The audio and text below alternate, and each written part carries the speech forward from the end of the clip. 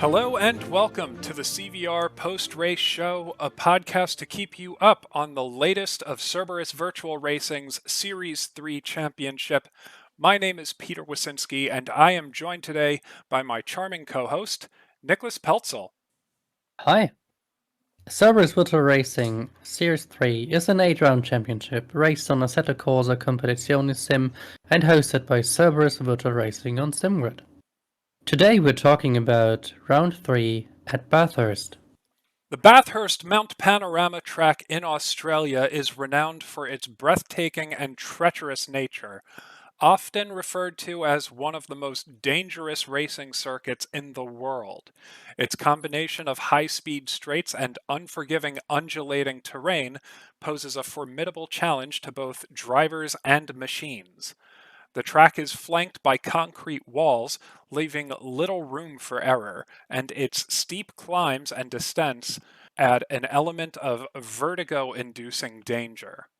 With minimal runoff areas and limited visibility in certain sections, Bathurst demands unwavering focus and precision from racers. The Mount Panorama track's storied history is punctuated by incidents that underscore its perilous reputation, making it a true crucible for motorsport excellence and nerve-wracking drama. Yeah, this one is definitely one of the most iconic racing tracks globally, characterized by its unique and challenging layout. Spanning approximately 6.2 kilometers or 3.8 miles, this track winds its way through the picturesque Bathurst region of New South Wales, Australia. What sets Mount Panorama apart is the elevation changes and its combination of tight corners and high-speed straights. The climb up Mount Panorama is steep and thrilling, leading to the famous skyline section, which offers breathtaking view of the surrounding landscape. Drivers then descend through the S's before navigating the tight and technical Dipper. The track concludes with the long fast Conrad Straight, where top speeds are achieved, before the final Chase and Murray's Corner. In conclusion, it's definitely a roller coaster of exhilarating moments, demanding unwavering skill and bravery from those who dare to conquer its twists and turns. Absolutely. So for the championship so far, Series 3 is a one-drop series where the lowest scoring race of the season will be dropped from each driver's leaderboard totals. With Misano and Snetterton in the books, Todd Brown leads the Pro Division with 56 points, followed by Sandro Van Sant with 55 points, and Peter Wicinski in third with 49 points. In the Pro-Am division, the top spot was held by Connor Jalowiecki and Mark Kutz, tied at 55 points each, with Kirk Nicholson in third with 50 points. Finally, in the amateur division, Stephen Jordan maintains the lead with 56 points. Second place is held by Simon Tonkin with 55 points, and Sean Field holds third position with 50 points. No one can sit comfortably just yet, as anything is possible on the mountain, and nothing is set in stone. Yeah, you got it right. For our qualifying and race start order, we have the pole position that is going to Yusuf bin Suhail in the McLaren 720S. Joining him in the front row was the newcomer Adam Scott in the Lamborghini Huracan Evo 2. And starting 8th overall would be Michael Woolicott in the Mercedes AMG. And for the Pro-Am category, we have Vito Fertarino in the McLaren 720S, starting in P3, followed by Eric Rogoski in the Merc in P4, and Tony Herzog in the Ferrari 296. Starting in P17, Chris Montgomery would lead the M category in the McLaren 720S, followed by Sean Field in the Ferrari 488 and Simon Tomkin in the Merc in P18 and P19. Yeah, this race was challenging for me.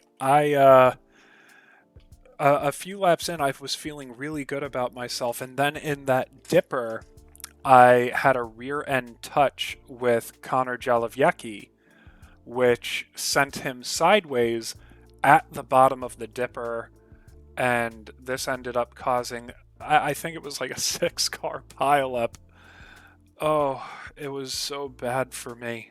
And it wasn't even my only incident on this mountain, but I killed myself on this mountain. You definitely did. And not only yourself there. Yeah, I killed a few people in the process. Well, how about you? You did very well. You didn't get through it completely unscathed, but you did very well. Yeah, that was a great one for me. Not that I was particularly fast, but I managed to survive the mountain section of the track pretty much good all race. I had some minor touches in the beginning, but nothing major. I think I pitted with like 3 seconds worth of damage overall. So really nothing serious. Adam But Adam Scott, who believe this was his first race with us, he was rapid, and I know that between him and Michael Woollacott, Mike actually sent me a message, and he was saying like he and Adam had lap after lap after lap of battling, and it was a really respectful battle where if one of them made a mistake, there were times of just making sure people get back on track and giving positions back when needed. If one of them cut a corner mhm. and took advantage of that corner, slow down, good race etiquette through the whole race.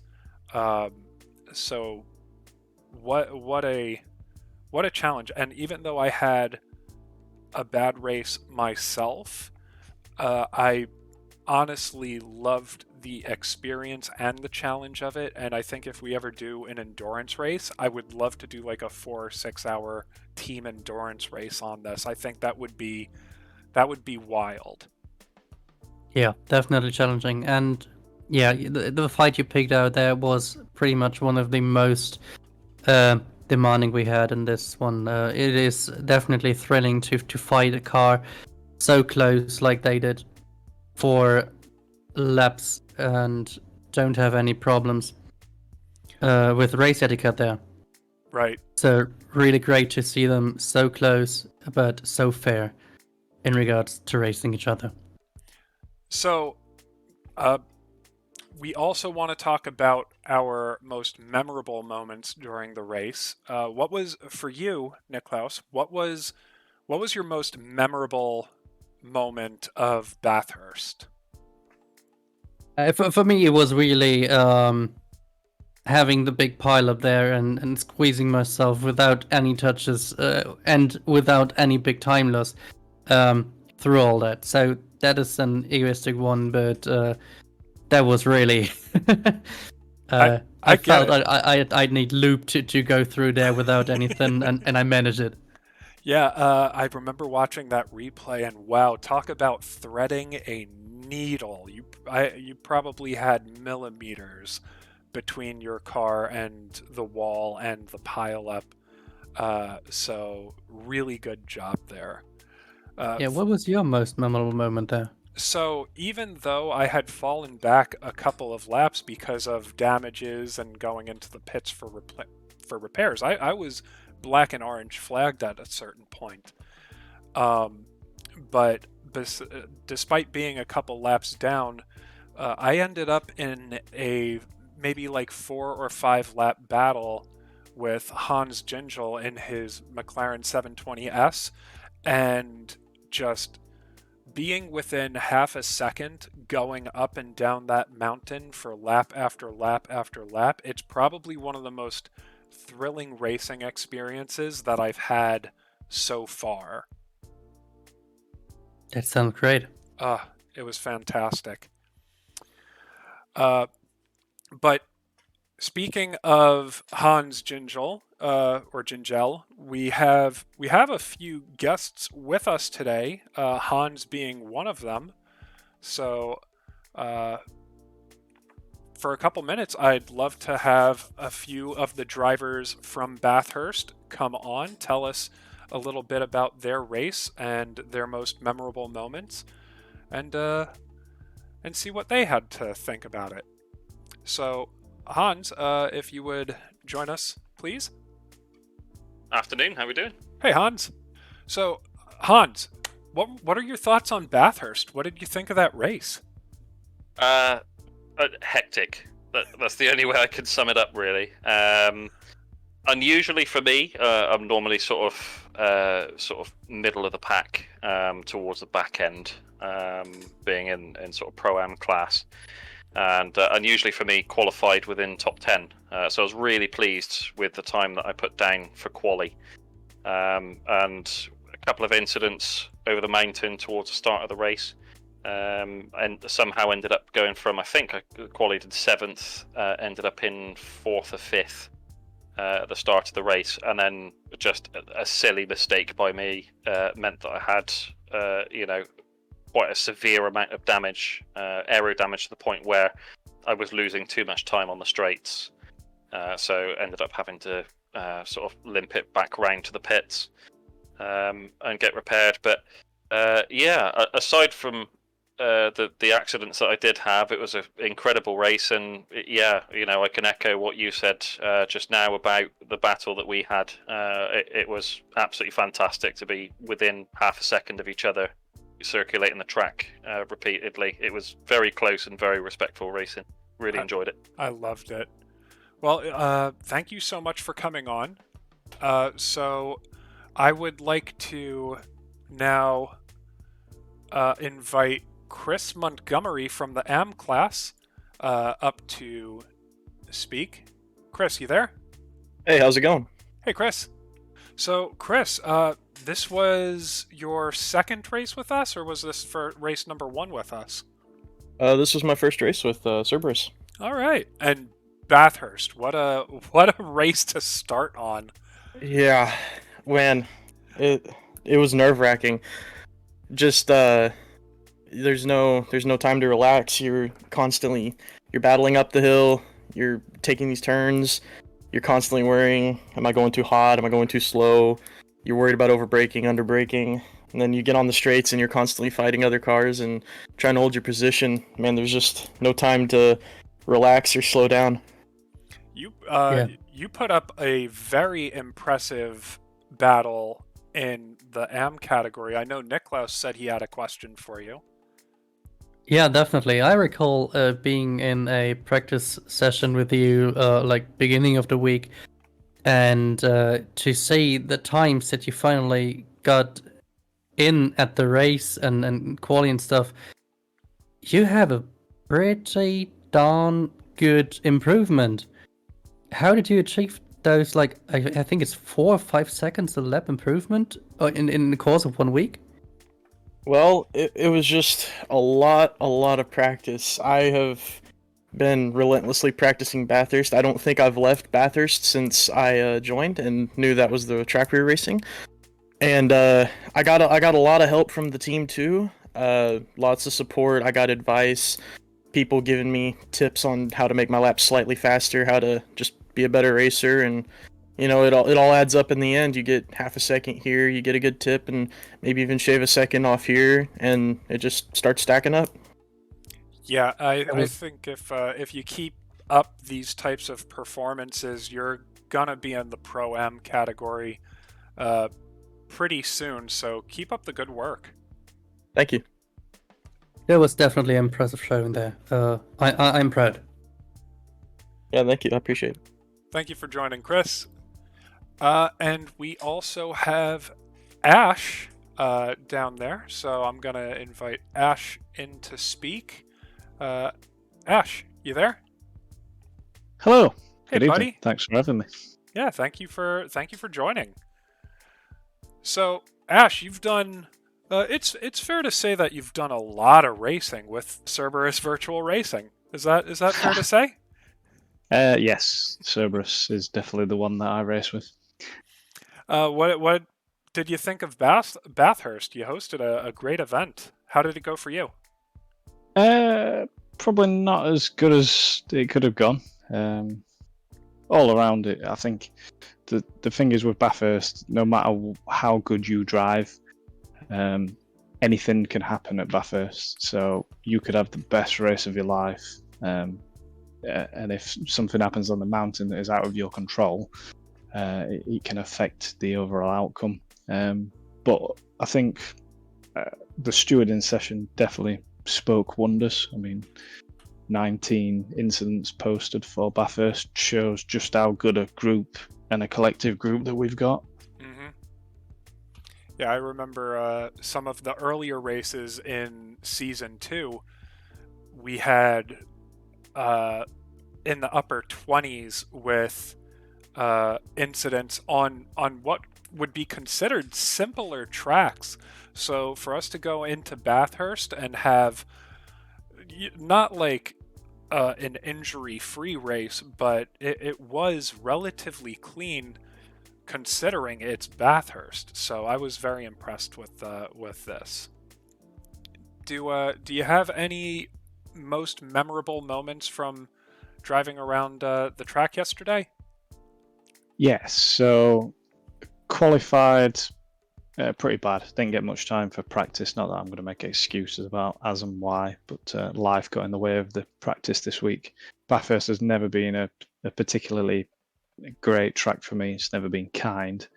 But the overall most memorable point for me, I think, me and the Nicholsons and Cuts, we had a good solid 2-3 laps, 5-car tandem, which is always an interesting and adrenaline moment going up and down the mountain, because it's like, do I want to be this close to the car in front? Because if he brakes now, is it going to end up ending my race? If I don't stay this close, then they start pulling away. So it's a fine balance between where I need to be, but also giving the car in front a bit of time just in case there's a slight mistake, and then trying to work out where my opponent's cars was weak. So the Lambo was really good in the lower part of the mountain and the corners, but the the sort of rear of the track, the BMW was like a Exocet missile, as was the Ferrari. So I was losing ground on that. So I knew come the third lap that I followed the Nicholsons that I was going to have to start making a maneuver towards the sort of like more slower corners. Yeah, that's a great point about getting so close up that mountain. Is I know sometimes, as I mentioned, I had that battle with Hans staying within half a second, and if you get too close going up that mountain and that car takes up all of your view in front of you, all of a sudden you cannot see these apexes, and up on that mountain, it's crucial. It is like a centimeter of difference means, having a good line and ending up in the wall and possibly bouncing off of that wall into another wall into another wall. So thank you so much for coming on, Ash, and best of luck to you in the next one. Yeah, I'll probably need it as older. But yeah, thanks for having me, and keep doing what you're doing with the podcast. It's great. Thank you. Thank you. So, at the race finish, in the pro category and overall, Yusuf bin Suhail converts pole position into a win, followed by Adam Scott and Michael Woollacott. Our top three in the Pro-Am category were Eric Roguski, Niklas Pelzl, and Kirk Nicholson, finishing 4th, 5th, and 6th overall. Sean Field takes first place in the amateur category, finishing 10th overall, followed by Chris Montgomery and Simon Tonkin in 13th and 14th. Of the 20 drivers who started the race, 17 drivers would cross the finish line. So that's actually something interesting is, and I've said it over and over and over again, even if you're having the worst race, try to finish it. Because if you drop out, you're not gonna get any points. Mhm. And if you remember in Snetterton, we started with 21, we finished with 15, right? Yes, somewhere about that. So I'm happy to see that on a course that is notoriously more difficult and more dangerous. We actually had a higher finish percentage than previous races, so I was really happy about that. Yeah, definitely good.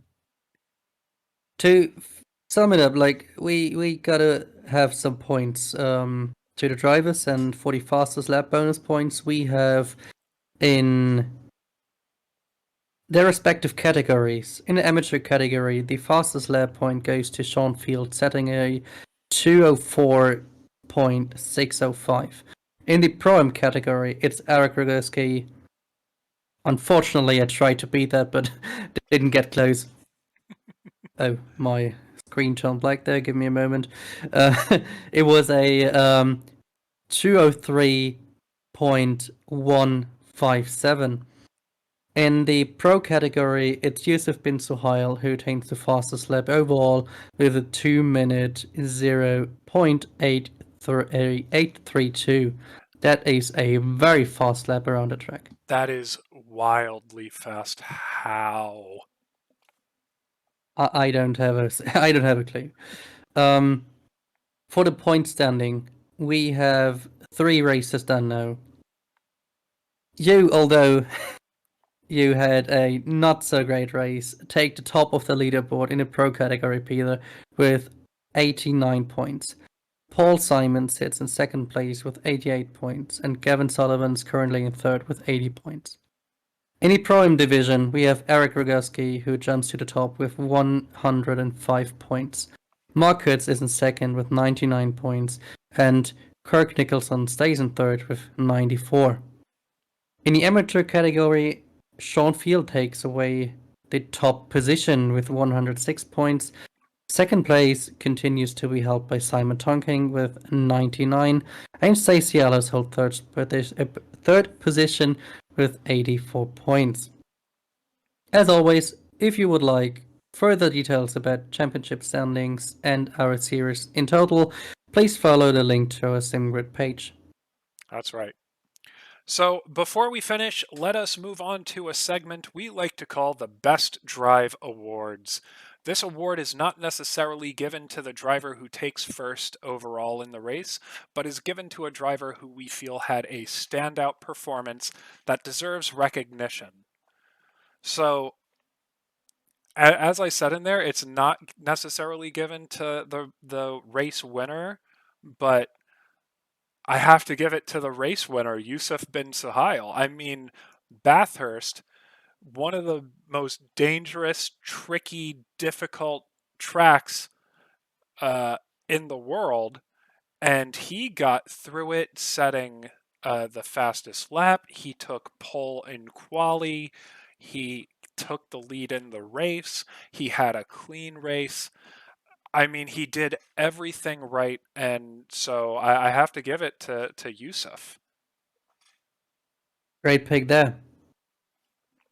For me, it is not a very clear one to give out because there were some very good and very good performances, and for in like honorable mention, I would say that Adam Scott, who joined us and drove a phenomenal race, a very clean and safe race, had some incidents that he recovered from pretty darn well, and had a great appearance there. Then Michael Wilcott coming back after not driving much for the past weeks, Months. and also had a great showing there.